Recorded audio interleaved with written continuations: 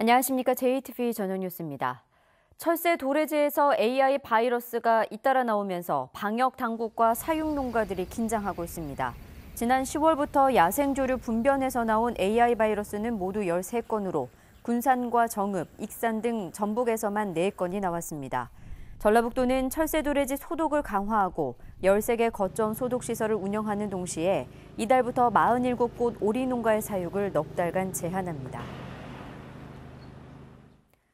2019학년도 대입 수능 시험을 하루 앞두고 각 학교별로 예비 소집이 이루어졌습니다.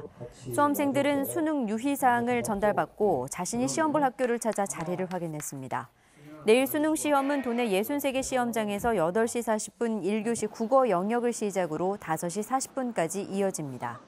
수험생들은 8시 10분까지 시험장에 입실해야 하며 아날로그 시계를 제외한 모든 전자기기의 반입이 금지됩니다.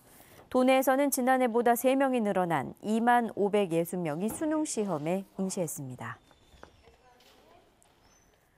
전주시가 리사이클링 타운에서 방치되고 있는 폐형광등과 폐건전지를 처리할 수 있는 전용 건물 건립을 추진하기로 했습니다. 전주시는 환경 오염을 유발하는 폐형광등과 폐건전지가 리사이클링 타운에서 방치되고 있다는 전주방송의 보도와 지역 주민들의 요구를 반영해 전용 보관 건물을 지을 수 있도록 내년 본 예산안에 2억 5천만 원을 올리겠다고 밝혔습니다. 한편 전주시 리사이클링타운 주민지원협의체는 오늘 전주시청 광장에서 집회를 갖고 폐형광등에 대한 처리 대책과 주민지원기금 미지급분의 현금 지급 등을 요구했습니다.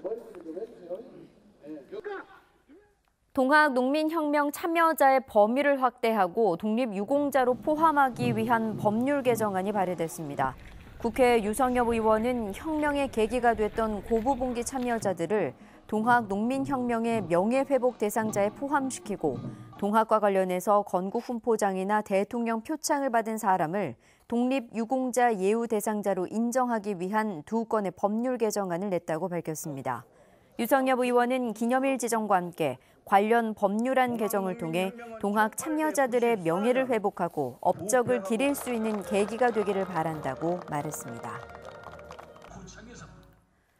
수소차 산업을 육성하기 위한 정부 차원의 지원 대책이 필요하다는 의견이 나왔습니다. 국회 안호영 의원은 현대차 전주공장이 수소차 생산 라인을 본격적으로 구축하고 전라북도는 산업 육성 계획을 수립했지만 정부 지원은 보조금 지급 등 단편적인 처방에 그치고 있다고 말했습니다.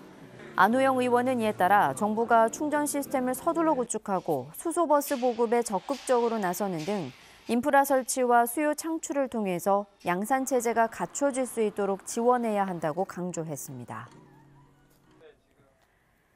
지난달 전북의 취업자 수는 줄고 실업자 수는 늘어난 것으로 나타났습니다. 호남지방통계청에 따르면 지난달 전북의 취업자 수는 93만 3천 명으로 지난해 같은 달에 비해 2천 명 줄었습니다.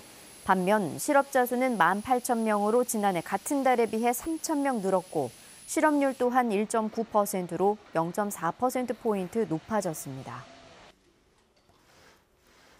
전라북도가 1,000만 원 이상의 지방세를 1년 이상 납부하지 않은 고액 상습 체납자의 명단을 전라북도와 시군 홈페이지에 공개했습니다. 공개한 체납자는 법인 86곳과 개인 175명이며 이들의 체납액은 92억 원입니다. 체납액이 가장 많은 법인은 남원의 D산업개발로 체납액은 5억 9천만 원이며 개인은 익산에 사는 정모 씨로 체납액은 2억 3,600만 원입니다. 전라북도와 프랑스 복합 소재 기업 JEC사가 공동 주최하고 한국탄소융합기술원이 주관하는 제13회 국제탄소 페스티벌이 오늘 서울 코엑스에서 개막했습니다. 오늘 16일까지 사흘 동안 이어지는 이번 행사 기간에는 탄소 산업의 최신 기술 동향을 알 수 있는 탄소 제품 전시회와 토론회 등이 다채롭게 진행됩니다.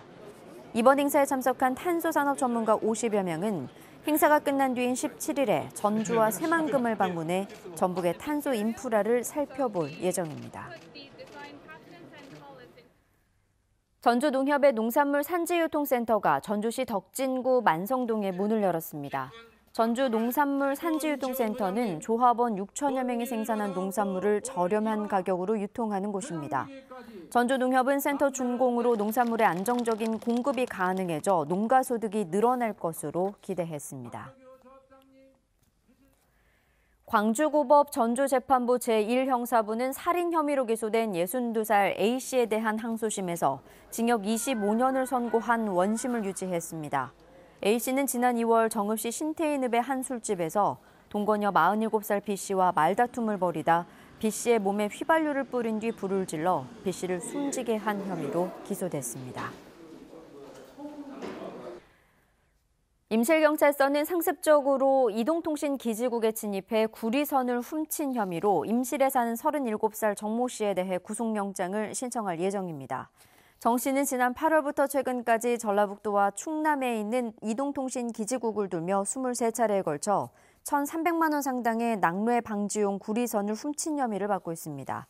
경찰 조사 결과 정 씨는 범행을 들키지 않으려고 주변 CCTV와 블랙박스에 스프레이 페인트를 뿌린 것으로 드러났습니다. 오늘은 대체로 맑은 가운데 비교적 포근한 날씨를 보였습니다. 수능일인 내일도 큰 추위 없이 대체로 맑고 일교차 큰 날씨가 예상됩니다. 아침 최저 기온은 전주 5도, 익산 2도 등 0도에서 5도로 오늘과 비슷하겠습니다. 한낮 기온도 오늘과 비슷한 15도 안팎에 머물겠습니다. 다만 초미세먼지 농도는 나쁨 수준이 예상됩니다. 당분간 밤부터 아침 사이 일부 지역에는 짙은 안개가 끼겠고 일교차 큰 날씨가 이어지겠습니다. JTBC 8시 뉴스 예고입니다. 경찰이 전북대 총장 선거 쟁점화를 위해 현 총장에 대한 비리 수사에 나선 것 아니냐는 의혹을 사고 있습니다.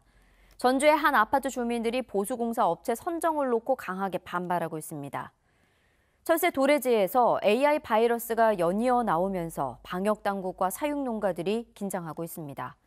2019학년도 대학 수학 능력 시험이 내일 63개 시험장에서 일제히 치러집니다. 자세한 소식은 JTBC 8시 뉴스에서 전해드리겠습니다.